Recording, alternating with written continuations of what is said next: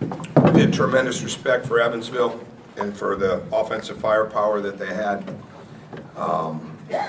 The numbers were very high and very real, and when you watch them on film, and we were absolutely committed to doing the best job we could do defensively.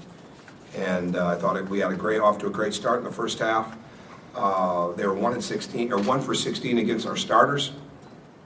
And at the end of the game, with the exception of some fouls, they made 3 buckets in the last 22 possessions. And what we were searching for tonight was a 40-minute game, as much as possible. We were searching for a game where beginning, end, and in the middle, we were playing as hard and as committed to the defensive end and to the glass as we could possibly be, committed to our running game. There were times our running game was very good. There were times it was maybe a little fatigued. But the fact that we were able to play so many guys, I probably didn't give us a tremendous rhythm in the first half, maybe with as much subbing as we did. But I thought it was really important to keep guys fresh, to keep them moving, so that we could really close the second half. Excuse me, and I thought that we did that. So some great performances from individuals, but most importantly, I like the fact that our team numbers were really strong, that we defended the three-point line very well, because as all of you know, they're as good as there is going into the game in the country with their percentages from field goal and from three-point line and actually from the free throw line, and to hold them to 22 free throws I thought was good.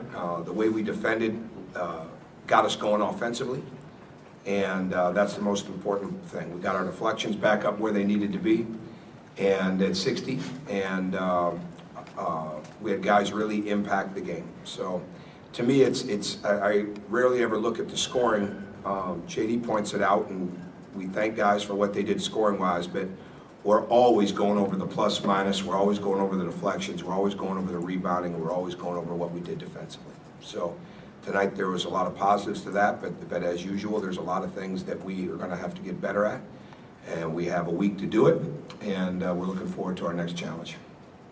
Okay. What did you see out of Jeff to have him earn the start? I saw him get a plus 15 in the game. I think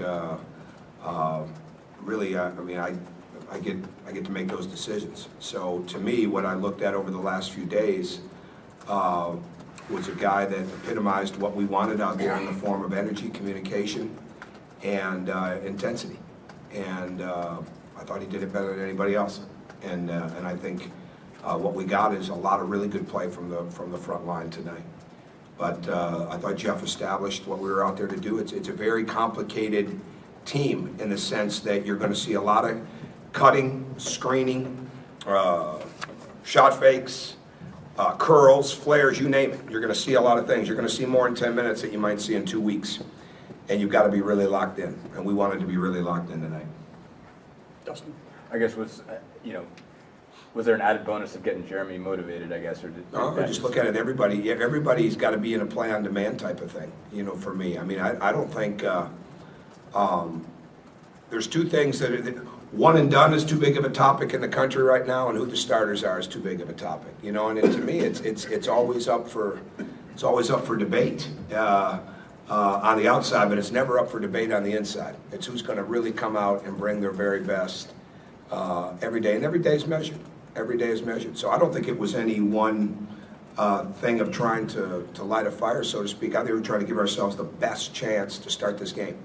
At the same time, I guess, just how important was it to get that out of Jeremy, both coming from the bench for the first time this year, and I guess just he got to the free throw line, I think 9 times. Well, I think it's really important. I think he's got 20 going into the game. He had 21 free throw attempts, and 10 of them came in the first game. It's really important that we get a lot out of that position, and any position really. But the forward position is a crucial position, and everybody's got. I mean, everybody's got to get better. Everybody has got to get better. There's no way around it. And again, like I said, when you look at the rebound numbers, when you look at the deflection numbers, when you look at the defensive field goal percentages, I think all those things play into the fact that we got good production from every position. But that's the most important thing. But I thought Jeremy I thought he played very well tonight. In all, I mean, being specific, I thought he really did a good job. Dustin? We'll work well defensively, what works well. Our This is not switching, Valentine. our switching was good. We were very locked into them. And the whole key is we're not challenging. Over our first 6 games this year versus the first 6 games last year, our shot challenges, our defensive blockouts, those things weren't nearly as high as they were a year ago. And again, I never try to compare, well, Cody scored this and Victor scored that. I mean, some of Victor's numbers a year ago, 6 games in, were not second pick in the draft numbers, trust me. But when you looked at all the things that he was doing in the sense of blocking out, in the sense of getting to the glass, in the sense of challenging shots, in the sense of the deflections, those things kept him going as his shooting percentages and things like that improved. And I think sometimes it's very important for players in-house because there's not a lot of stories and graphics that get put up on those things. That's just the way that it is. I get that. But for teams to win, those things have really got to be there. And I think for us tonight, it was the blockouts, it was the shot challenges, it was our switching was very good. And big thing is we stayed down on shot fakes for the most part. I'm pretty sure we did. I'm sure there were a couple we got off or got up on. But those are the big things. They're great at drawing fouls. I mean, they are phenomenal at it. They jump into you. They lift the ball up. They want you to leave your feet. And we needed to be great. We needed to have great discipline. So if I had one, well, the 2 aspects would be defensive discipline and defensive communication. Those were the biggest things that worked tonight. And how important was it for Noah? He gets the 2 fouls in the first half, but then plays basically the same amount of time in the second half, doesn't pick up another. Well, that's key because what we're trying to do with Noah, and he got that second one. I know he's getting tired of hearing this, but every player's got to keep their hands free, okay? And I watched Kevin Love play last night. There's so many reasons that Kevin Love is a great player. No one ever gets to his hands. They never, ever get to his hands. Great rebounders, great catch guys. Their hands are always free. Now, Noah's got a 7'5" wingspan. We're trying to remind him of that, how important it is to have that. And it's not just Noah, it's everybody. But the one time when he got a second foul, they got into his hands. And whether illegal, illegal, don't make a difference. You got to have your hands free. And so he's trying to push through it, and I'm sure they caught him on it. And so the bottom line is, I know that sounds simple and mundane. It's real, and that's what you got to try to get guys to understand constantly: that their footwork, their hands, their positioning, their stances, all those things matter. They matter more than anything else because you can't get anything done without them. And they would say, "Why is he talking about a guy having his hands?" Because people are trying to take your hands. They're trying to knock your wrists out of there. They're trying to make it hard for you to catch. Sometimes we make it harder for ourselves because we'll wrap around or we'll get our hands down or we won't be challenging shots. We got to learn that stuff really matters. That's a little bit of why we have such a young, why our team is so young. They just don't get that yet. But it's very important. And I thought in the second half he was not going to be denied. He learns quick. 2 more questions, Pete and Dave. Yeah, Tom, the rebounding has been so consistent all year. I know some of it has to do with the length and athleticism, but can you talk about that and what's the key to sustain that in the rest of the way here? Effort, jump, positioning, 3 and 4 at the glass every time, making sure that we've got good defensive rotations and continue to learn that. We're not there yet. One of the things with Yogi we want to do constantly is have him moving and not let him just be in one position. I mean, so sometimes, bless you might see him at the elbow, you might see him in the corner, you might see him in the post. I mean, you want to move him around. He's a good player, so you want to move him around, so it makes it very hard for the defense to keep. Well, if he's in the corner, and he's got to get back, we can't have somebody off the top running in. Sometimes we make those mistakes. I think it's understanding that you got to go hard every time, but you just can't go. You've got to be able to read it. You've got to be able to position yourself. You've got to know when you've got to wedge. You've got to know when you've got to go over the top. You've got to know when you've got to spin. And the biggest thing is not letting people, not running into backs, okay, offensively, not letting people get to your hands, and defensively making sure that you are making first contact, stick and pursuit. And we have a lot of guys on this team that have always been able to rebound because they were able to rebound. They didn't necessarily rebound because they had to have great technique to keep people off the glass. Well, Cody Zeller was the same guy, but a year ago he was blocking out at almost 80%. So those are the kind of things we're trying to get across to those guys. Every fundamental detail matters.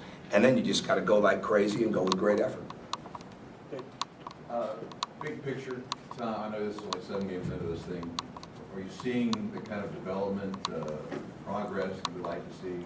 Yeah, but I'm the first one that's getting too far ahead, and I realize that today. I'm pushing big picture too much, so I'm probably gonna shorten it up. I mean, we got to make sure we're maxing out every day. You know, I think one of the things that helps people grow in here is it is demanding, but I think we've also got to look at it and make sure that I think the hard thing for me, I see how good they can be. I see their talent level. I've known them for so long, you know, through the recruiting process and things like that. Want greatness for them, but I think at the same time, we got to keep making sure that we don't get ahead of ourselves.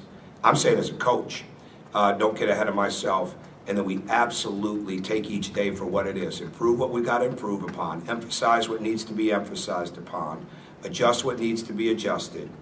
Okay, and just keep making sure that every day we walk out of here, they got better fundamentally.